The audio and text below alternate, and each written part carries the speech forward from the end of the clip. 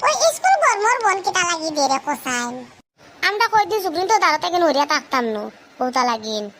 আচ্ছা ওলা গুছা উঠে নানি ওই দিন পরীক্ষার বাদে কয়দিন বন দিব